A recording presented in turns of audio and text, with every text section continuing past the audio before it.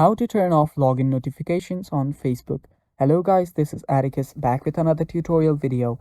In today's video, I'll teach you guys how you can turn off login notifications on your Facebook. So let's get started. First, open up your Facebook. After you open your Facebook, go to your profile, that is your menu on the bottom right.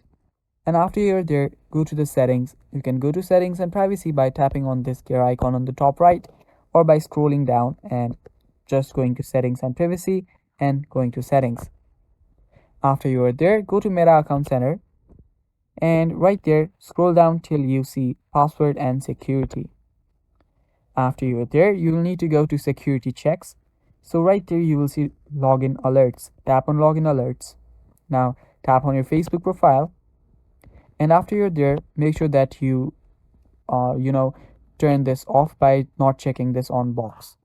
After you do that, you will stop getting login alerts, that is your login notifications on your Facebook.